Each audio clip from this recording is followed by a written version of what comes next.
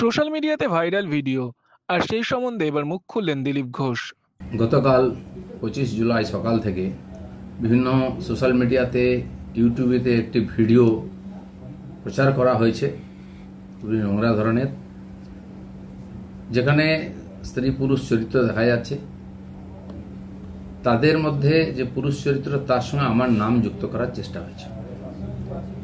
Video ঠিক কি ভুল তৈরি করা কিনা, কোন চরিত্র কারা করেছে আমরা কিছু জানি না, কিন্তু এর দ্বারা আমার ব্যক্তি চরিত্রকে হনন করার, আমার ব্যক্তি ইমেজকে ধ্বংস করার একটা খুব প্রচেষ্টা হয়েছে। একটি ষড়যন্ত্র চলছে অনেকদিন, সেই চক্র থেকে এটা করা হয়েছে। সেই জন্য আমার মনে হয়েছে যে এটার সত্য সামনে আসা উচিত এবং যারা এই চক্রান্ত করছে তাদেরকে আইনের সামনে আনা উচিত।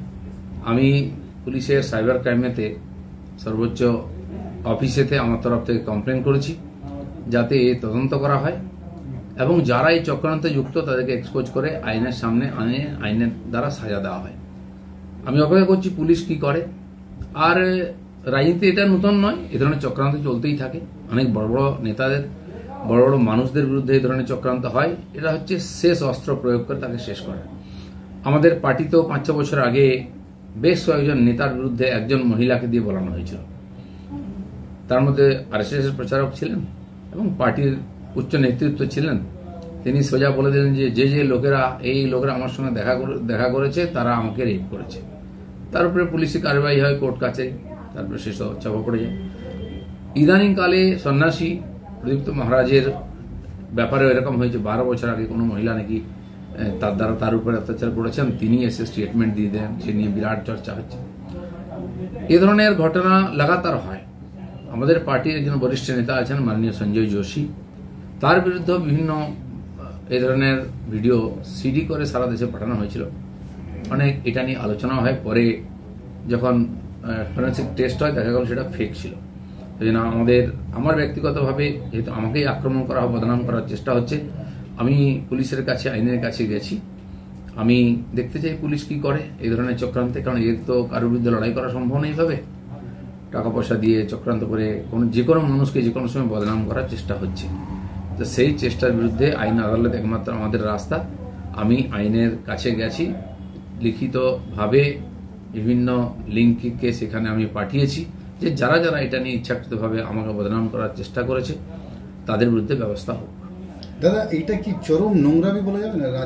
রাজনীতিতে এরকম নোংরামি তো দেখো ভাই, রাজনীতি তো নোংরামি দিয়ে হয়, কিন্তু কত নোংরামি হবে, কত নিচে নামতে পারবে। পশ্চিমবাংলার রাজনীতিকে বারবার কলুষিত করার চেষ্টা হচ্ছে। আমরা যারা সাধারণ কর্মী হিসেবে সাধারণ মানুষের সঙ্গে থাকি, আমিও 40-42 বছর ধরে সামাজিক জীবনে কাজ করছি। আর্থিকভাবে আমাকে কেউ বদনাম করতে পারেনি। অন্যান্য অনেকবার কমপ্লেন আনা হয়েছে, আমি তার জবাব দিয়েছি। এই লড়াইটাও আমার ব্যক্তিগত লড়াই, আমি পার্টিকে মধ্যে ইনভলভ করিনি। এই লড়াইটা আমি লড়ছি। আমি জানি না রাজনীতি কত নিচে নামবে, সেই জন্য এই চক্রান্তের যে রহস্য সেটা উদ্ঘাটিত হওয়া উচিত। এই জবে থেকে শুনলাম যে আপনি নাকি খড়গপুরে লড়াই করবেন বলে প্রস্তাব দিয়েছেন, তারপরেই আপনার উপরে এরকম আক্রমণ বা আপনার বিরুদ্ধে আক্রমণ আগে থেকেই চলছে। রাজনীতিতে এরকম চলতেই থাকে, আমি তার জবাবও দিয়ে আসছি চিরদিন। এখন তো আমি কোনো পদে নেই, আমি কোনোদিনই কারোর টালির চালে ঢিলও মারিনি, কোনো ব্যক্তিগতভাবে কাউকে বদনামও করিনি। আমি কিছু এথিক মেনে রাজনীতি করি, সেটা বিশেষ করে খড়গপুরের মানুষ, যেখানে প্রায় 10 বছর আমি আছি, তারা জানেন। তা আমাকে সাংবাদিক বন্ধুরা জিজ্ঞেস করলেন, আপনি কি লড়তে চান ইলেকশন? মানে পার্টি বললে লড়বো, কোথায় লড়বে? নাহলে খড়গপুরে আমি 2বার জিতেছি, তো মানুষ আমাকে চেনে, সেখানে লড়তে যাবো, লড়বো এরকম নয়। পার্টি যদি বলে আপনাকে নির্বাচন লড়ার দরকার নেই, মানে প্রচার করুন, সেটাই করুন, শেষ কথা ওনারা বলবেন। তো এটা রাজনীতি হয়েই থাকে, যেহেতু আমরা রাজনীতি করছি, প্রত্যেক রাজনীতিক কর্মীর ইচ্ছা থাকে যে ইলেকশন লড়ি। আমি জানি না সে কারণে কিনা, কিন্তু গত 2-3 মাস তো আরো ব্যাপকভাবে আমার বিরুদ্ধে চক্রান্ত হয়েছে। আমি আমার মতো করে জবাব দিয়েছি। এমনকি খড়গপুরে এই পারপাসে যখন আমাদের কর্মীরা ডেকেছিলেন রাজনীতিক কর্মীদেরকে, বিরাট জনসভার মাধ্যমে একটা এর প্রতিবাদী এক প্রকার হয়ে গেছে। তারপর নতুন অস্ত্র বেরিয়েছে, আমরা আশা করব সময়ে সময়ে এর সত্যতা সামনে আসবে। আপনি বলছেন রাজনৈতিক চক্রান্ত, এই চক্রান্তের পেছনে কি দলের লোকেরা না বিরোধী দলরা আছে? সেটা তো পুলিশ তদন্ত করে বার করবে, কে আছে কি না আছে।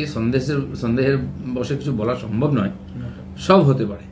একাধিক ঘটনা ঘটেছে, একাধিক লোক থাকে তার মধ্যে, আর রাজনীতিতে সব সম্ভব। সেই জন্য আমরা আইনের দ্বারস্থ হয়েছে, আইন দেখবে। পুলিশ যদি এমনি না করে আমি হাইকোর্টেও যাব, সে ব্যবস্থাও রেখেছি। খড়গপুর থেকে নিজস্ব প্রতিনিধি রিপোর্ট, এনএম নিউজ। আরও খবরের আপডেট পেতে সাবস্ক্রাইব করুন আমাদের ইউটিউব চ্যানেলটি আর বেল আইকনে ক্লিক করুন নোটিফিকেশনস পেতে।